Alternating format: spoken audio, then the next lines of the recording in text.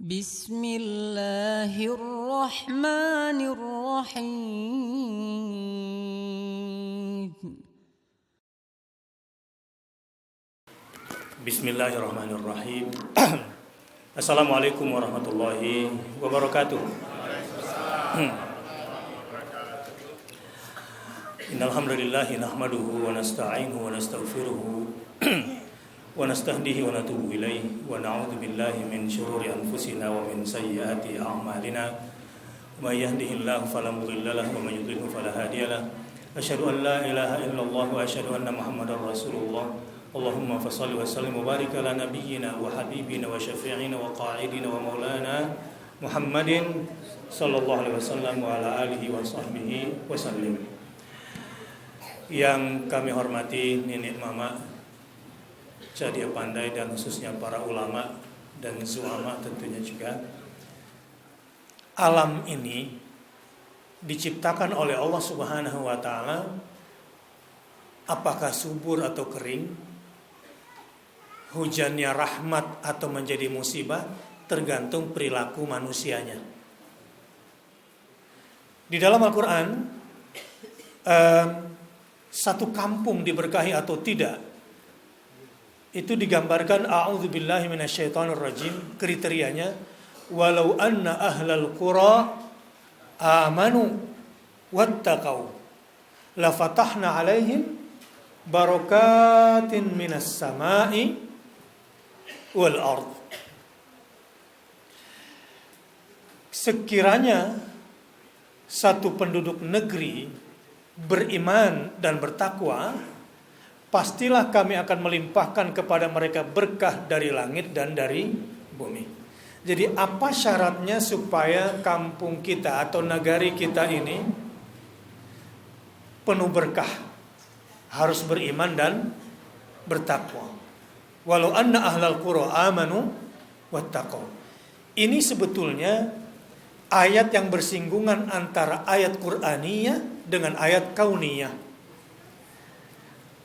Bersinggungan kuat antara teks-teks Al-Quran dengan fenomena-fenomena alam. Ini di ayat yang saya bacakan tadi ini tegas sekali.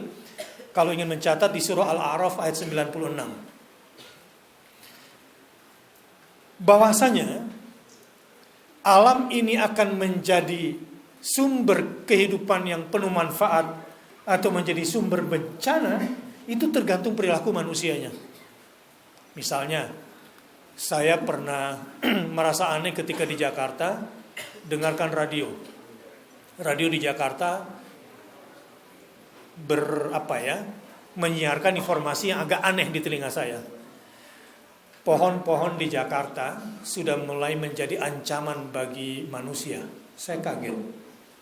Sejak kapan pohon menjadi ancaman bagi manusia?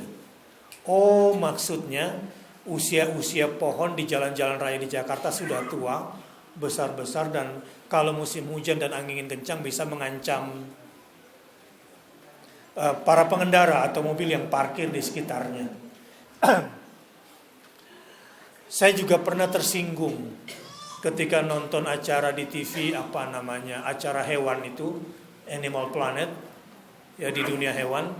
Narasinya bilang begini, hewan-hewan buas di hutan mulai terancam oleh manusia. Kok hewan buas terancam oleh, yang sebetulnya terancam siapa? Manusia diancam oleh hewan. Jadi yang benar yang mana? Hewan buas terancam oleh manusia atau manusia terancam oleh hewan buas? Baik. Di statement pertama, tidak ada sebetulnya pohon yang menjadi ancaman bagi manusia, tapi manusianya lah yang tidak pandai mensyukuri nikmat pohon itu, yang harusnya dirawat, dijaga, yang harusnya ditanam tunas yang baru untuk menggantikan tunas yang sudah tua, supaya terjadi regenerasi dan penghijauan yang lebih baik. Tidak ada hewan buas yang menjadi ancaman bagi manusia sebetulnya, selama hewan-hewan dibiarkan hidup pada tempatnya. Ketika saya melihat perbukitan di sekitar Sonsang ini, indah sekali. Tapi ketika mata saya tertuju kepada Bukit Kapur yang sudah mulai rusak, mata saya dari Jakarta mulai, yang tadinya saya videokan begitu indah, ketika melihat Kapur saya balik lagi video saya, karena ini akan menjadi ancaman bagi ekosistem. Apalagi kalau nanti sudah uang yang ada di kepalanya. Manusia lebih buas dari semua hewan yang paling buas kalau di kepalanya sudah uang. Tidak ada lagi namanya alam takambang jadi guru itu. Yang ada alam ditebang supaya jadi uang semua. Alam dirusak supaya menjadi uang. Di Jawa ada satu cerita. Saya sedang menceritakan bagaimana keimanan dan ketakwaan ini mendatangkan keberkahan bagi satu kampung. Ya, walau anna ahlal qura amanu wattaqau. Kalau penduduk satu negeri itu mau beriman dan mau bertakwa, kata Allah, akan aku bukakan barokatin. Barokah itu apa ya? Tahu definisi barokah? Al-barakatu hiya, gitu. Dari akal kata as-subutu wad-dawamu. Barokah itu dari akar kata yang artinya terus menerus. Bahwa keberkahan atau manfaat seperti hujan hari ini turun, ya, itu akan terus menerus mendatangkan manfaat selama penduduk negeri di Sonsang ini khususnya beriman dan bertakwa. Contoh, ini karena bapak-bapak tinggal di daerah yang subur, jadi kurang bersyukur biasanya, kurang melihat. Dulu waktu saya kuliah di Madinah, salah satu kaki lemari saya patah, lemari baju saya. Saya pikir saya berada di Indonesia.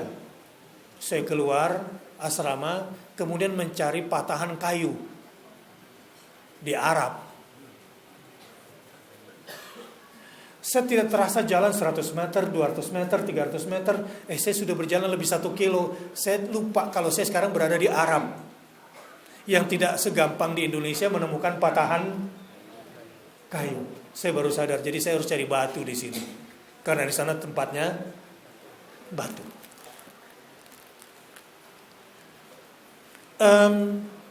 Betapa bersyukurnya kita kepada Allah Subhanahu wa taala.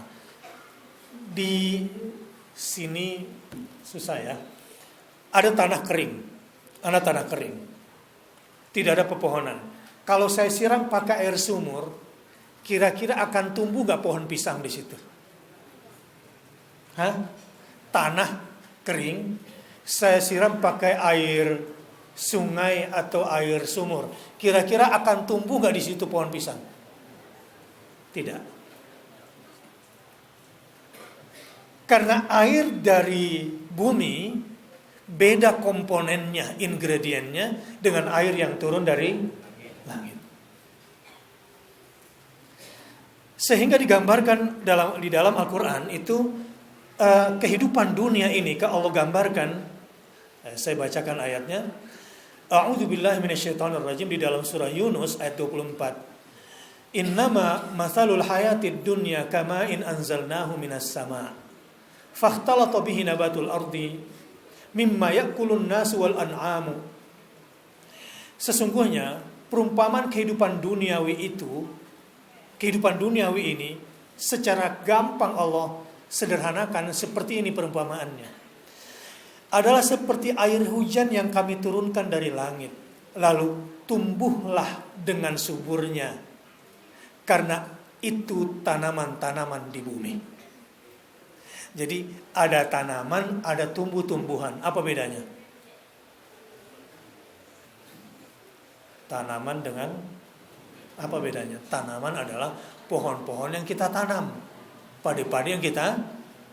Kalau tumbuhan, pohon-pohon yang tumbuh dengan sendirinya tanpa kita tanam. Pertanyaan saya, lebih banyak mana yang tumbuh di bumi? Yang kita tanam atau yang tidak kita tanam? Seandainya kita bisa bernafas karena tumbuhan yang kita tanam, kira-kira cukup nggak? Tidak akan cukup. Untungnya kebanyakan adalah oksigen itu dihasilkan oleh tumbuh-tumbuhan yang tidak kita bilang apa seharusnya kalau melihat rumput itu? Alhamdulillah. Itu orang beriman. Orang beriman itu kalau melihat rumput, alhamdulillah. Tadi ada yang berkata kepada saya di mobil, Ustadz, coba perhatikan. Itu kan gunung kapur, tapi kok pohon-pohonan lebat di atasnya. Biarlah orang pertanian yang menjawab itu. Coba lihat di tepi-tepi selokan. Di situ ada batu, tapi kemudian tumbuh rumput-rumputan atau lumut-lumut itu semua. Orang beriman dan bertakwa, kalau melihat itu, bukan cuma mengucapkan alhamdulillah, tapi pasti dia akan merawat lingkungannya. Pasti dia akan menjaga lingkungannya. Alam ini begitu indah. Kita berada di antara perbukitan, seakan-akan kita dihalau dari angin kencang. Di Jawa, ada satu kampung kering kerontang. Tapi ada seorang nenek, selama 7 tahun, berarti dari usia 63 sampai usia dia 70 tahun. Berarti masih muda ya. Ya Pak.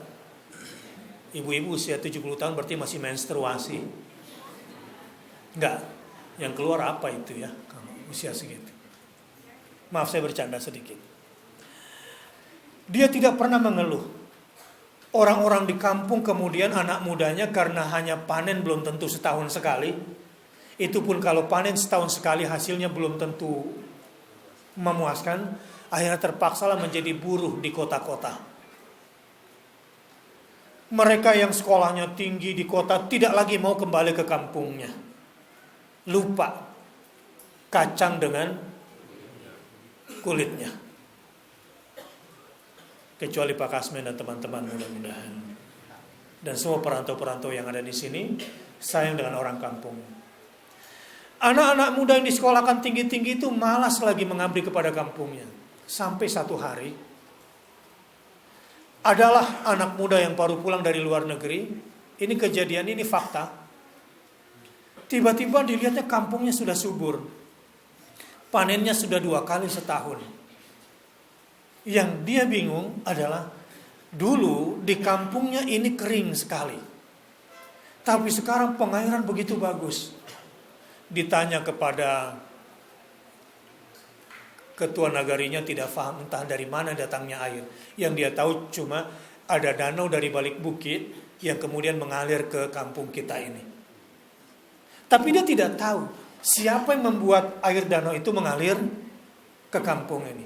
Ternyata pekerjaan seorang nenek usia 63 tahun yang setiap usai sholat subuh dia berzikir lalu sarapan pagi, tidak minta dana dari perantau, tidak mengharapkan dana dari kepala desa, dari ketua dan kepala nagari.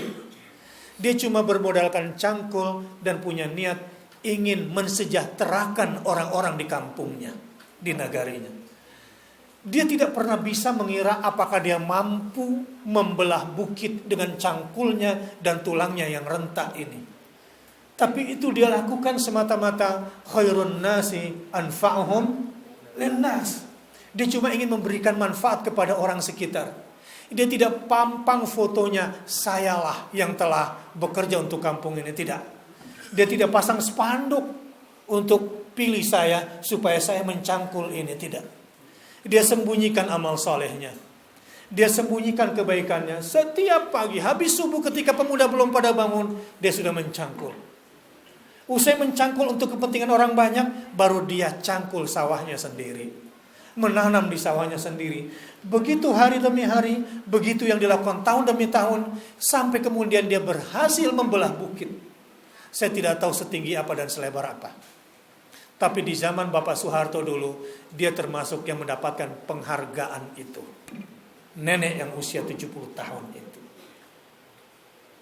Dari mana itu bisa terjadi? Satu niatnya, khairun nas anfa'uhum linnas. Bagaimana caranya ingin menjadi orang yang bermanfaat bagi sebanyak-banyaknya manusia. Mudah-mudahan setelah kaji pada malam hari ini, penduduk Sonsang bekerja sama untuk memberikan manfaat sebaik-baiknya bagi lingkungannya. Saya tadi ketika ambil video melihat ada burung putih bango, yaitu ya, bango. Siapa yang pernah melihat bango tidur sampai siang nggak bangun-bangun? Pernah melihat bango kesiangan? Atau nggak usah bango, ayam. Ya, saya di depan rumah saya ada ayam. Setiap hari kalau saya pergi sholat subuh atau pulang sholat subuh, dia sudah bangun duluan. Walau kadang-kadang saya telat subuh, ayam tidak pernah. Kenapa? Itu bangau terbang di pagi hari sebelum jam 9 dan kembali sore hari sebelum jam 6. Setiap hari itu menjadi tradisi. Saya lihat berkumpul di atas bukit sebelah sana tadi. Itu seakan-akan itu menjadi tempatnya. Daerah apa itu namanya? Tabi. Bagi saya memahami ayat ini, walau anna ahlal qura amanu wattaqau, ketika dikaitkan dengan ayat ya ayyuhalladzina amanu dzkurullaha dzikran katsira wasabbihuhu bukratan wa asila, wahai orang-orang yang beriman, berzikirlah kepada Allah sebanyak-banyaknya dan bertasbihlah di waktu pagi yang petang. Tasbihnya burung-burung bangau di pagi hari dari Tabi, entah kemana dia terbang. Ada yang tahu kemana dia terbang? Tidak ada yang tahu. Dia pergi sebelum jam 9, sebelum matahari pukul 10. Dia begitu cara dia bertasbih. Wa tayru saffatin. Ya. Dan burung-burung yang berterbangan itu bersaf-saf sebetulnya sedang bertasbih. Jadi saya sedang menyaksikan bahwa mereka-mereka itu bertasbih di waktu pagi dan petang dalam bentuk mencari nafkah, kemudian kembali pada waktunya. Mudah-mudahan jangan sampai tabi itu dirusak sehingga bango itu pergi. Kalau bango itu pergi dari tabi, tidak ada lagi yang bertasbih di situ dan akan menjadi celaka penduduk negeri ini. Percaya atau tidak?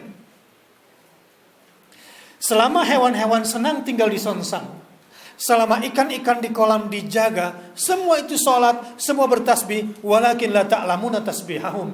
Tapi kamu tidak tahu bagaimana cara hewan-hewan itu bertasbih. Jadi pesan saya, jangan sampai dirusak itu alam tabi itu. Jangan sampai dirusak itu ikan-ikan itu. Dan jangan sembarang tebang pohon di atas bukit itu.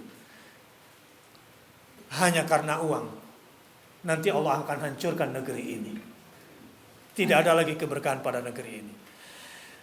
Jadi alam ini mendatangkan keberkahan dari langit atau mendatangkan keberkahan dari bumi, tergantung penduduknya. Berimankah, bertakwakah? Kalau tidak beriman, tidak bertakwa, maka kegersanganlah yang akan menimpa negeri ini. Naudzubillah min dzalik. Jadi saya kembali lagi ke air hujan. Kehidupan dunia ini, kata Allah Subhanahu wa ta'ala, sesungguhnya perumpamaan kehidupan duniawi itu adalah seperti air hujan yang kami turunkan dari langit, lalu tumbuhlah dengan suburnya karena air itu tanaman-tanaman di bumi. Di antaranya ada yang dimakan manusia dan dimakan oleh binatang ternak. Jadi hujan ini itu akan menurunkan kualitas yang terbaik untuk negeri ini. Itu danau, dibuat saja danau, tidak usah ada ikannya. Kalau satu hari ingin tahu, jadi misalnya danau itu kering satu hari, ya kemudian tidak ada lagi ikan di situ, mati. Setelah itu turun hujan, dan tidak ada yang pernah memberi ikan lagi di situ. Kira-kira akan ada ikan nggak di situ? Ada. Dari mana datangnya kira-kira? Karena setiap tetesan air hujan itu membawa unsur-unsur kimiawi yang dibutuhkan oleh tanah kering. Jadi bukan cuma air yang turun di situ. Ada banyak zat-zat yang dibutuhkan oleh pohon dan tanah yang tadinya kering kerontang kemudian menjadi hijau. Penduduk di Sonsang senantiasalah ruku dan sujud kepada Allah. Jauhkan maksiat dari kampung ini. Memang masalah terbesar di pariwisata nantinya adalah kalau kurang daya tarik maksiat, kurang pengunjung. Semakin banyak maksiat, banyak pengunjung. Uangnya banyak, tapi musibahnya juga banyak. Tapi kalau hanya wisata religi, saya senang tadi lihat orang yang mau ke danau harus berhijab. Gitu ya. Jadi danau itu tidak jadi tempat pacaran. Biasanya kalau ada tempat-tempat yang bagus, itu di Jakarta dekat rumah saya itu ada namanya Banjir Kanal Timur. Ya Allah, ini orang nggak mikir ya.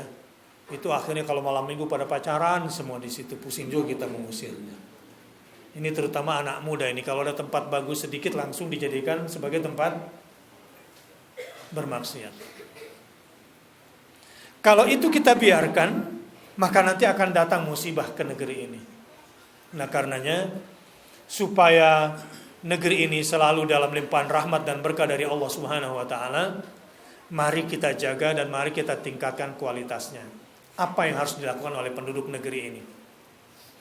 Orang berpariwisata itu tujuannya satu, yang penting ada rasa aman di tempat ini. Ya. Yang kedua, aman maksudnya ketika berbelanja tidak dibohongi, harganya tidak dilebih-lebihkan. Dia merasa aman kalau parkir motor tidak ada yang mencuri. Dia parkir mobilnya tidak ada yang merusaknya, menggoresnya. Berarti yang harus diciptakan yang pertama kali jika ingin banyak orang datang ke sini adalah rasa aman. Siap? Jadi semua penduduk di negeri ini harus memberikan rasa aman kepada setiap tamu yang datang. Yang kedua, sebelum saya yang kedua, yang bisa memberikan rasa aman hanyalah orang-orang yang beriman. Karena orang-orang beriman itu orang yang merasa aman dengan imannya. Orang-orang beriman itu biasanya jujur. Jujur dalam berdagang, jujur dalam melayani, jujur dalam senyum, jujur dalam bersikap. Kalau itu yang terjadi di penduduk Sonsang ini, insya Allah nanti akan berduyun-duyun orang datang ke sini. Lama-lama nanti sekolah yang datang rekreasi ke sini. Atau lama-lama nanti universitas datang melakukan penelitian di sini. Ada satu daerah saya nggak ingin sebutkan, tapi ini di Bali kejadiannya. Ini kejadian di Bali. Pemerintah setempat bilang setiap kecamatan, setiap kabupaten harus membuat daerah pariwisata. Nah yang bingung adalah kabupaten yang tidak dekat pantai, jauh dari pantai, bingunglah dia. Ingin bikin wisata apa di sini? Karena orang datang ke Bali kan biasanya mau lihat pantai. Kalau orang datang ke Sonsang mau lihat apa? Halo. Mau lihat apa kira-kira? Berarti harus definitif nih. Apa yang membuat orang tertarik datang ke Sonsang? Itu yang harus kita jaga. Wah saya cerita di Bali dulu. Bupatinya bingung. Apa yang harus saya lakukan? Wah dibuatlah wisata religi. Ini bupati cerita sama saya setelah dia bertobat. Karena pernah salah membuat wisata religi. Jadi jangan sembarang religi pula. Nanti kemusyrikan yang dibuat. Atau maksiat yang dibuat. Katanya menurut satu penelitian dulu di sini ada wali pitu yang datang. Jadi kalau ke Bali nanti kan ada wisata namanya wisata kunjungan ke makam-makam wali pitu. Walaupun sejarahnya nggak jelas itu. Katanya ada peneliti dari Surabaya datang ke kuburan di sini, katanya salah satu kuburan di sini kuburan wali pitu, tapi tidak tahu yang kuburan yang mana. Wah akhirnya dibuatlah rumah di atas sembarang kuburan itu. Dan supaya kuburannya menjadi angker, dibelilah patung kuda yang ada kayak Pangeran Diponegoro naik kuda pakai sorban. Itu kuburan belum jadi, sudah datang orang ke situ menyembah-nyembah kuburan. Ini menurut cerita, kuburannya belum selesai, ya, sedang dibuat atapnya di atas, dan tukang atap masih bekerja di atas, sudah ada datang orang masuk. Wali, saya minta rezeki. Gitu. Yang di atas gangguin, iya. Dia merasa saat itu dapat wangsit. Kemudian dia keluar meninggalkan semua uangnya dan dia merasa bangga. Dia bilang, seandainya saya sudah kenal Ustadz pada saat itu, mungkin saya ganti namanya di sini kuburan Wali Bakhtiar. Saya belum kenal Ustadz, jadi namanya Habib X gitu. Supaya suasana wisata religi ini semakin hebat, dia bekerja sama dengan seorang dukun di situ. Caranya bagaimana? Agar orang-orang bisa bawa pulang air keramat. Apa yang dia lakukan? Ambillah selang kecil dari kamar mandi pedanda. Pedanda itu dukun. Selang kecil kemudian dimasukkan ke dalam pohon kayu, ya, dibor tak bagaimana, ditutupi dengan kulit pohon, sehingga nanti ada air menetes dari ranting pohon setiap saat. Dan ini kata pedanda, ini air berkah gitu. Jadi setiap orang mengantri ambil air itu. Sekarang sudah terlanjur tempat itu menjadi tempat rekreasi. Untuk parkir setiap hari, parkir saja itu 7-17 juta. Belum lagi hasil dari berjualan air kemasan. Belum lagi jualan rokok. Belum lagi jualan makanan. Jadi sudah terlanjur, sudah ada penghasilan di sini. Tapi bupati akhirnya menyesal. Ustadz, gimana cara saya harus merubah ini? Boleh gak kalau saya bikin dari wali pitu menjadi wali soleh? Saya bikin 2 wali lagi. Orang ini memang gampang dibodoh-bodohi. Tapi saya ingin katakan bahwa sebetulnya mudah mendatangkan uang lewat pariwisata, itu mudah. Tinggal jaga keimanan dan jaga ketakwaan. Coba lihat. Orang berpariwisata datang ke sini itu kan semi bodoh. Coba dia datang ke sini bawa ongkos sendiri. Melihat ikan, kasih makan ikan, dia juga yang beli sendiri. Ikannya untuk siapa? Untuk kita. Keuntungan jual pakan ikan untuk siapa? Untuk kita. Dia pulang bawa ikan atau tidak? Kalau mau dibikin bodoh sekali lagi bisa. Bikin memancing. Ya, berhasil memancing, nanti ikannya ditimbang. Boleh bawa pulang hasil ikannya, asal beli ikannya ini lagi. Dan harganya lebih tinggi dari pasar, dan dia mau bayar itu. Halal nggak? Halal. Banyak dilakukan itu di mana-mana. Jadi banyak cara untuk dapatkan uang di sini sebetulnya. Karena orang kalau sudah bahagia hatinya di sini, banyak yang akan kita lakukan. Tapi ingat, jangan merusak lingkungan. Nah, saya akan bacakan beberapa ayat yang membuat negeri ini hancur. Jangan lakukan ini, karena bisa membuat Sonsang ini hancur. A'udzu billahi minasyaitonir rajim. Ini di dalam surah Al-A'raf ayat 97. Afa amina ahlul qura ay ya'tiyahum ba'suna bayatan wa hum naimun. Maka apakah penduduk negeri-negeri itu merasa aman dari kedatangan siksa kami kepada mereka? Siksaan kami akan datang kepada mereka di malam hari, di waktu mereka sedang tidur. Jangan merasa aman dari siksaan Allah. Tadi kan saya bilang, ini Sumatera Barat ini termasuk di cincin api ini. Musibah bisa datang ke negeri ini di waktu malam saat kita sedang tidur. Jadi kita tidak ada yang aman di sini. Yang aman di sini hanyalah yang senantiasa beriman dan bertakwa kepada Allah Subhanahu wa taala.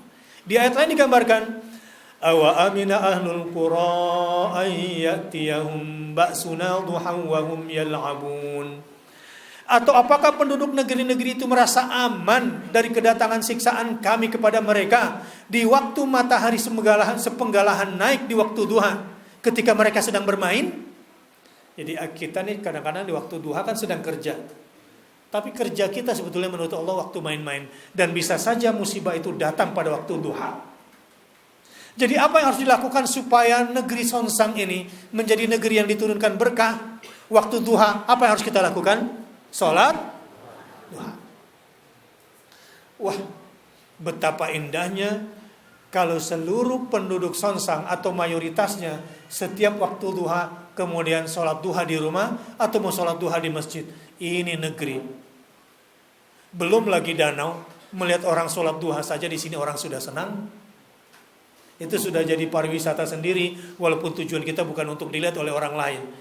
Kalau ingin negeri ini bebas dari ancaman, di malam hari harus ada yang bangun malam, ruku dan sujud. Di malam hari harus ada yang berzikir. Di malam hari harus ada yang banyak baca Quran. Di malam hari harus ada banyak bertobat kepada Allah Subhanahu wa taala. Insya Allah negeri ini aman dari berbagai macam bencana dan musibah. Di waktu duha, di negeri ini harus banyak orang yang sholat duha. Di waktu duha, di negeri ini harus banyak orang berbagi sedekah pada tetangga. Di waktu duha, di tempat ini harus banyak orang bekerja. Setelah pekerjaan untuk keluarganya selesai, berbagilah untuk kepentingan orang lain. Kalau itu yang terjadi di kampung ini, insya Allah tidak ada bencana. Tapi kalau malamnya tidur, apa kebiasaan buruk orang Sonsang kalau malam hari? Ada nggak yang suka berjudi? Ada nggak yang suka nongkrong-nongkrong atau duduk-duduk di lapau kemudian main kartu? Ada nggak? Ada nggak yang malam-malam suka mabuk-mabuk di sini? Ada nggak yang anak-anak malam kemudian gadis-gadis tidak pulang atau pulangnya tengah malam berpacaran dibiarkan sama orang tuanya? Kalau itu terjadi di malam hari akan ada bencana di sini. Thailand dulu berbondong-bondong orang dunia datang ke Bangkok untuk berzina. Memang devisa tinggi sekali. Sekarang kapok Thailand. Karena biaya untuk mengobati penyakit sosial, biaya untuk mengobati penyakit HIV itu jauh lebih besar daripada devisa pariwisata. Sekali lagi, yang mendatangkan pariwisata di sini semakin hebat adalah walau anna ahlal qura amanu wattaqau. Kalau beriman dan bertakwa, beriman di dalam malam hari dan bertakwa juga di siang harinya. Saya bacakan ayat lain.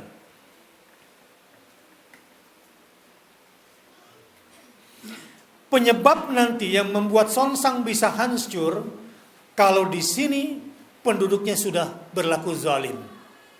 A'udzu billahi minasyaitonir rajim. وَتِلْكَ الْقُرَى أَهْلَكْنَاهُمْ لَمَّا ظَلَمُوا وَتِلْكَ الْقُرَى أَهْلَكْنَاهُمْ لَمَّا ظَلَمُوا وَجَعَلْنَا لِمَهْلِكِهِمْ مَوْعِدًا. Dan penduduk negeri itu telah kami binasakan karena mereka berbuat zalim. Dan telah kami tetapkan waktu tertentu bagi kebinasaan mereka. Ada waktunya. Banyak negeri-negeri yang zalim itu seakan-akan pariwisata datang semua. Tunggu tanggal mainnya. Tunggu tanggal kehancurannya. Ada saatnya. Saya cerita tadi Thailand. Tetapi kezaliman yang tertinggi itu adalah musyrik. 7 dosa besar itu diantaranya adalah berzina, bersaksi palsu, berjudi, minuman keras, pembunuhan. Pariwisata banyak perzinahan dan biasanya banyak pembunuhan terhadap bayi-bayi di dalam rahim. Aborsi.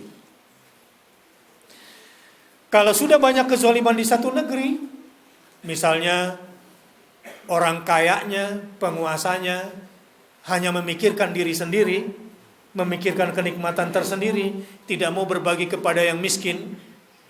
Orang-orang kaya memberikan gaji yang sangat sedikit kepada orang-orang miskin. Kalau itu terjadi, tunggu tanggal kehancurannya. Allah akan menghancurkan satu negeri kalau mereka sudah berbuat zalim. Jadi harus seperti apa? Yang kaya. Anda dibilang kaya itu bukan karena banyak hartanya. Ada orang kaya terhina, ada orang kaya terpuji. Innallaha ghaniyyun hamid. Allah itu maha kaya dan maha terpuji. Karena ada orang kaya dikasih kaya oleh Allah tapi hina dia. Namun ada orang kaya dia terpuji. Dengan apa orang kaya itu terpuji?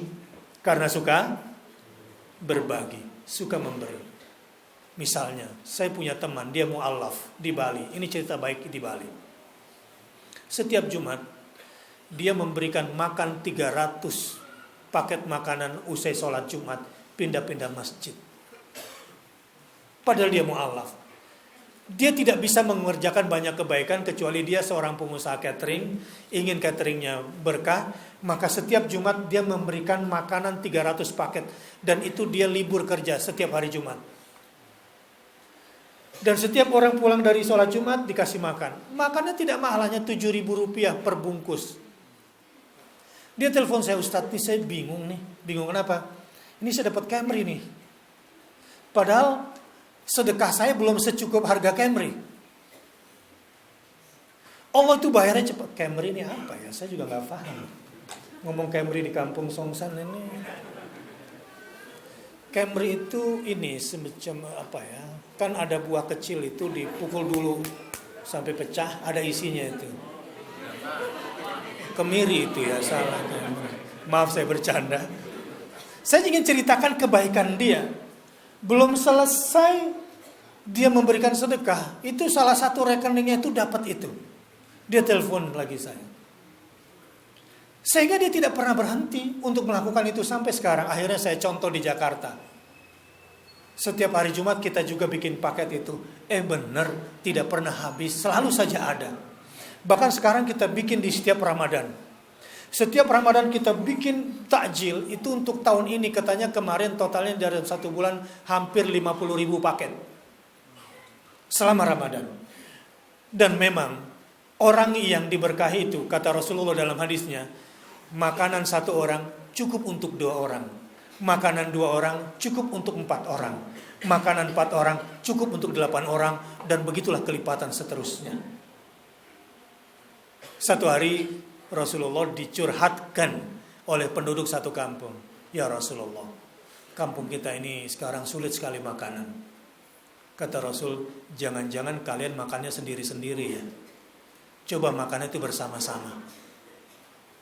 Ini sebetulnya mukjizat yang Rasul tawarkan kalau ingin membuat makanan sedikit menjadi banyak. Itu rahasianya. Jadi kalau ingin membuat makanan sedikit menjadi banyak, rahasianya jangan makan. Saya berjalan sama anak saya, kemudian saya lihat kucing. Kucing itu kalau dapat ikan, makan bersama atau sendiri? Kemana dia lari kucing itu kalau dapat kepala ikan? Nah, kalau ada manusia seperti itu, namanya manusia. Ada cat woman, ada cat man. Jadi tipe orang seperti itu, kalau punya makanan betul-betul dimakan sendiri. Kalau ingin kampung ini diberkahi dan banyak orang datangin pariwisata ke sini, jangan segan-segan memberi makan. Dan ciri khas seorang muslim adalah memberikan makan kepada orang yang dikenal dan memberi makan kepada orang yang tidak dikenal. Itu ciri seorang muslim. Dan kalau itu yang sudah terjadi, siapapun yang datang ke Songsang tidak akan kelaparan. Kalau itu yang terjadi, tunggu tanggal mainnya. Malaikat-malaikat rahmat akan turun ke sini. Dan negeri ini akan menjadi negeri yang berlimpah barokah. Siap memberi makan kepada orang dikenal dan tidak dikenal? Siap berbagi makanan kepada saudara-saudara? Kita jaga kampung kita ini. Dan kalau itu yang terjadi, insya Allah. Saya pernah diajak oleh Bupati Batu Sangkar kalau tidak salah ke kampung Quran. Satu-satunya nagari yang namanya Minangkabau. Nagari Minangkabau itu di Batu Sangkar kalau tidak salah. Itu kampung. Tidak bisa juga saya bilang tidak ada maksiat. Tetapi kepala nagari tidak mendapatkan catatan. Narkoba tidak ada, free sex, seks bebas tidak ada. Perselingkuhan juga tidak ada. Apalagi penyakit-penyakit sosial itu tidak ada. Usut punya usut, ditelusuri kenapa nagari Minangkabau ini bebas dari PMS ya. PSM atau apa sih namanya? Penyakit sosial masyarakat itu. Karena kampung itu sudah menjadikan kampungnya sebagai kampung Quran. Ini negeri, kalau Quran dihidupkan, ya misalnya anak-anak negeri sini boleh pengajian TPA-nya menghafalnya di samping kolam ikan di situ. Itu kalau anak mengaji. Ini kejadian di pesantren saya. Di pesantren di Medan Mendung itu, sebelum itu jadi pesantren, ada pohon durian. Pohon durian itu mungkin usianya sudah lebih 10 tahun, tidak pernah berbuah. Selain memang tanahnya jelek, mungkin bibitnya juga tidak bagus. Tapi ada yang aneh satu hari. Setelah itu menjadi pesantren tahfidzul Quran, tiba-tiba itu berbuah. Seumur-umur tidak pernah berbuah itu pohon durian itu. Seandainya anak-anak di Sonsang sini kemudian belajar menghafal Quran di samping kolam ikan, itu langsung hamil semua ikan di situ. Kok hamil ya? Apa dong saya sebutnya ikan itu? Kan sebelum bertelur bunting dulu kalau bahasa Jawa. Dan insya Allah akan hilang kejahatan-kejahatan di negeri ini. Sebab kalau di sini dibanyakkan membaca Al-Quran, bisa dibayangkan kalau dibudayakan sholat duha. Awalnya tidak apa-apalah sholat duha berjamaah, bukan juga bid'ah, hanya untuk menyemarakkan. Sholat duha bersama untuk mendatangkan berkah. Sesekali boleh, jangan terus-terusan. Kalau terus-terusan bisa jadi bid'ah nanti. Sekali-kali pengumuman dari kepala negeri, Assalamualaikum warahmatullahi wabarakatuh, kepada seluruh penduduk desa di Sonsang ini Nagari ya? Jorong. Kepada seluruh penduduk Jorong Sonsang, untuk mendatangkan keberkahan dari Allah Subhanahu wa taala, besok di waktu duha kita sholat duha bersama, boleh. Lalu kemudian kita berdoa, tapi tidak usah sering-sering. Nanti jadi bid'ah. Lakukan sendiri-sendiri, insya Allah itu akan jadi keberkahannya sendiri. Dan anak-anak di sini kemudian datangkan guru-guru yang terbaik. Kalau perlu satu hari buat di situ festival anak soleh di sekitar kolam situ. Buat kegiatan-kegiatan bagaimana sawah ini kemudian menjadi tempat bermain bagi mereka. Insya Allah malaikat-malaikat rahmat akan datang ke sini dan tidak akan ada orang miskin di sini insya Allah. Nanti akan ada wisata kuliner halal, halalan thayyiban misalnya di sini. Setiap orang bisa menampilkan makanan terbaiknya. Dan saya chef terbaik, khususnya masak air. Saya paling profesional. Saya tidak pernah masak air basi, tidak pernah. Dan tidak pernah masak air sampai hangus.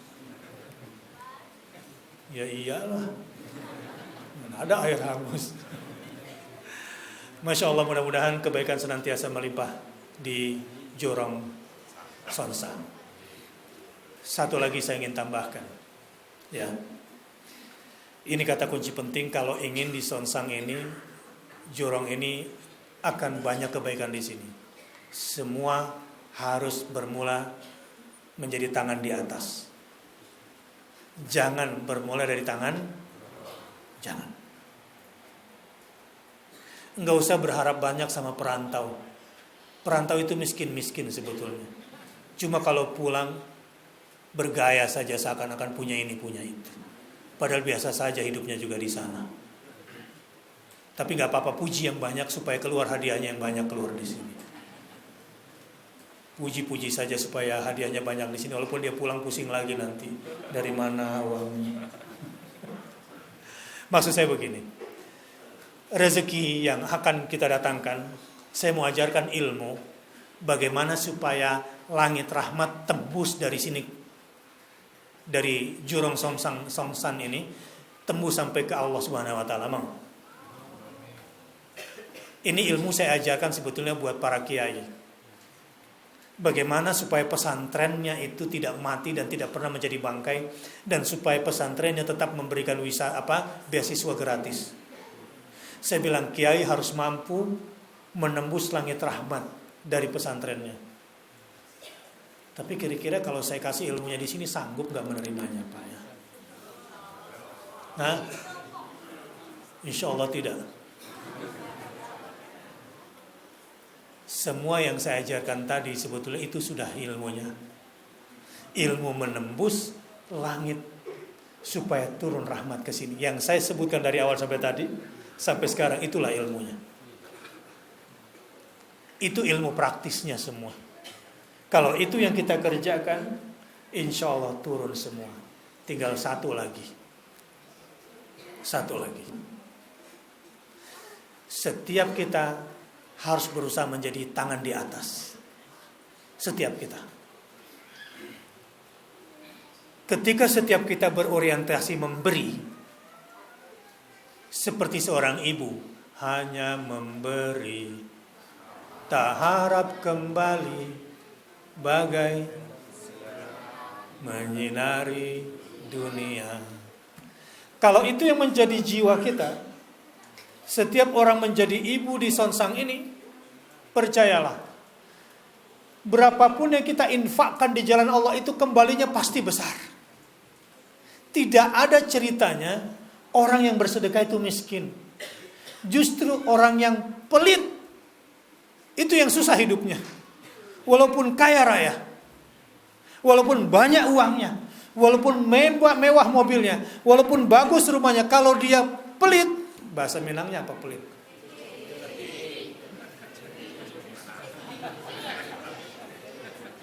Apa? Kece.